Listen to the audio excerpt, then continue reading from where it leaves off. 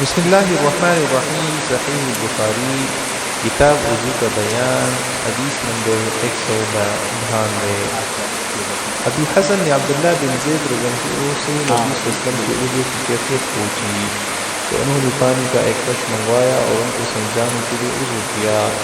اپنے دونوں ہاتھوں پر پانی بہایا اور 3 مرتبہ اس کو دھویا، پھر اپنا ہاتھ برتن میں ڈال دیا اور 3 مرتبہ 3 کلو پانی سے کلی کی اور ناک میں پانی ڈالا اور ناک کو صاف کیا، پھر اپنا ہاتھ برتن میں ڈالا اور اپنے دونوں ہاتھوں ٹہنے تک 2 مرتبہ دھوئے، پھر اپنے ہاتھ سے جدید پانی لے کر سر کا مسح فرمایا، یعنی اپنے ہاتھوں کو سر پر رکھ کر پیچھے سے آگے لائے اور آگے سے پیچھے لے گئے، پھر برتن سے پانی لے کر اپنے دونوں پیر دھوئے۔ امام بخاری کہتے ہیں ہم سے موسیٰ نے اور اس سے وحید نے حدیث بیان کی اور کہا کہ آپ وسلم نے اپنے سر کا 1 مرتبہ مسح فرمایا۔ حدیث نمبر 193۔ ابن عمر رضی اللہ عنہ فرماتے ہیں کہ نبی کریم صلی اللہ علیہ وسلم کے زمانے میں مرد اور عورت سب ایک برتن سے وضو کرتے تھے۔ حدیث نمبر 194۔ جابر رضی اللہ عنہ کہتے ہیں کہ رسول اللہ صلی اللہ علیہ وسلم میری عیادت کے لیے تشریف لائے اور میں ایسا سخت بیمار تھا کہ کوئی بات سمجھ نہ سکتا تھا، تو آپ نے وضو فرمایا اور اپنے وضو سے بچا ہوا پانی میرے اوپر ڈالا تو میں ہوش میں آ گیا اور میں نے عرض کیا کہ یا رسول اللہ میری میراث کس کی ہے؟ میرا تو صرف ایک کلالہ وارث ہے۔ اس پر فرائض کی آیت نازل ہوئی۔ حدیث نمبر 195۔ انس رضی اللہ عنہ کہتے ہیں کہ ایک مرتبہ نماز کا وقت آیا تو جس شخص کا گھر وہاں سے قریب تھا وہ وضو کرنے اپنے گھر چلا گیا اور چند لوگ رہ گئے۔ رسول اللہ صلی اللہ علیہ وسلم کے پاس پتھر کا ایک مخزب لایا گیا جس میں پانی تھا۔ مغرب میں یہ گنجائش نہ تھی کہ آپ اپنی ہتھیلی اس میں پھیلا سکے، چنانچہ تمام لوگوں نے اسی تھوڑے سے پانی سے وضو کر لیا۔ امیر کہتے ہیں ہم نے انس سے کہا کہ تم اس وقت کس قدر تھے؟ تو انہوں نے کہا کہ اسی قدر بلکہ اس سے بھی زیادہ۔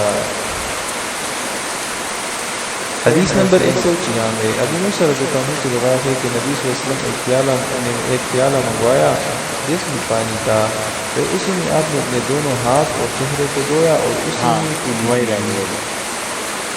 حدیث نمبر 197۔ عبداللہ بن زید سے روایت ہے کہ رسول اللہ صلی اللہ علیہ وسلم ہمارے ہاں تشریف لائے، ہم نے آپ کے لیے پیتل کی ایک کش میں پانی بھر کر نکالا، اس سے آپ نے وضو فرمایا، اپنے منہ کو 3 مرتبہ دھویا اور دونوں ہاتھوں کو 2 مرتبہ اور اپنے سر کا مسح کیا، سر پر ہاتھ رکھ کر اسے پیچھے سے آگے لائے اور آگے سے پیچھے لے گئے اور دونوں پیر دھوئے۔ حدیث نمبر 198۔ عائشہ رضی اللہ عنہا کہتی ہے کہ جب نبی صلی اللہ علیہ وسلم آخری مرض میں بیمار ہوئے اور آپ صلی اللہ علیہ وسلم کا مرض سخت ہو گیا تو آپ صلی اللہ علیہ وسلم نے اپنی بیویوں سے اجازت مانگی کہ میرے گھر میں آپ کی تیمارداری کی جائے، تو سب نے آپ صلی اللہ علیہ وسلم کو اجازت دے دی۔ تب نبی صلی اللہ علیہ وسلم میرے گھر آنے کے لیے 2 آدمیوں کے درمیان میں سہارا لے کر نکلے، دونوں پیر مبارک آپ صلی اللہ علیہ وسلم کی زمین میں گھستے ہوئے جاتے تھے۔ عباس رضی اللہ عنہ کے ایک اور شخص کے درمیان آپ صلی اللہ علیہ وسلم نکلے تھے۔ عبید اللہ کی حدیث کی راوی ہے کہتے ہیں کہ میں نے عبداللہ بن عباس رضی اللہ عنہ جس کی خبر دی تو انہوں نے کہا تم جانتے ہو کہ دوسرا شخص کون تھا؟ میں نے کہا نہیں، تو انہوں نے کہا کہ علی بن ابی طالب رضی اللہ عنہ تھے۔ عائشہ رضی اللہ عنہا بیان کرتی ہے کہ نبی صلی اللہ علیہ وسلم جب ان کے گھر آ چکے اور آپ صلی اللہ علیہ وسلم کا مرض اور بھی زیادہ ہوا تو آپ صلی اللہ علیہ وسلم نے فرمایا کہ 7 مشقیں جن کے بند نہ کھولے گئے ہو میرے اوپر ڈال دو تاکہ میں لوگوں کو کچھ وصیت کرے، چنانچہ اس کی تعمیر کی گئی اور آپ حفصہ رضی اللہ عنہا زوج نبی صلی اللہ علیہ وسلم کی مہبت میں بٹھلا دیے گئے۔ اس کے بعد ہم سب نے آپ صلی اللہ علیہ وسلم کے اوپر پانی ڈالنا شروع کیا۔ جب آپ صلی اللہ علیہ وسلم نے اشارے سے فرمایا کہ بس اب تم تعمیر حکم کر چکی، تب ہم نے موقوف کیا۔ اس کے بعد آپ صلی اللہ علیہ وسلم لوگوں کے پاس باہر تشریف لے گئے۔ حدیث نمبر 199۔ یحییٰ سے روایت ہے کہ میرے چچا بہت کثرت کے ساتھ وضو کیا کرتے تھے۔ انہوں نے ایک دن عبداللہ بن زید سے کہا کہ مجھے بتاؤ کہ تم نے رسول اللہ صلی اللہ علیہ وسلم کو کس طرح وضو کرتے ہوئے دیکھا ہے؟ انہوں نے کہا کہ ایک کش پانی کا منگوایا اور اس کو اپنے دونوں ہاتھوں پر جھکایا اور ان دونوں کو 3 مرتبہ دھویا، پھر اپنا ہاتھ برش میں ڈالا اور ہر مرتبہ ایک چلو سے 3 بار کلی کی اور ناک میں پانی لیا، پھر اپنا ہاتھ برش میں ڈالا اور چلو بھر میں کر نکالا، 3 مرتبہ اپنا منہ دھویا، پھر دو مرتبہ اپنے دونوں ہاتھ میں کر دیے، پھر اپنے دونوں ہاتھوں میں پانی لے کر اپنے سر کا مسح کیا، یعنی دونوں ہاتھ پیچھے لے گئے اور پھر پیچھے سے آگے لائے، پھر اپنے دونوں پیر دھوئے اور کہا کہ اس طرح میں نے نبی صلی اللہ علیہ وسلم کو وضو کرتے ہوئے دیکھا ہے۔ حدیث نمبر 200۔ حضرت انس رضی اللہ عنہ سے روایت ہے کہ نبی صلی اللہ علیہ وسلم نے پانی کا ایک ظرف منگوایا، ایک بڑا پیالہ آپ کے سامنے لایا گیا جس میں کچھ پانی تھا، آپ نے اپنی انگلیاں اس میں رکھ دی۔ انس کہتے ہیں میں پانی کو دیکھ رہا تھا کہ آپ صلی اللہ علیہ وسلم کی انگلیوں کے درمیان سے جوش مار رہا تھا، میں نے ان لوگوں کا جنہوں نے اس پانی سے وضو کیا اندازہ کیا وہ 70-80 کے درمیان تھے۔ حدیث نمبر 201۔ ابن جبیر نے بیان کیا کہ میں نے حضرت انس رضی اللہ عنہ کو کہتے ہوئے سنا کہ نبی صلی اللہ علیہ وسلم جب دھوتے تھے یا یہ کہا کہ جب نہاتے تھے اس میں 1 سے 5 مچ تک پانی صرف کیا کرتے تھے اور وضو 1 مچ پانی سے کرتے تھے۔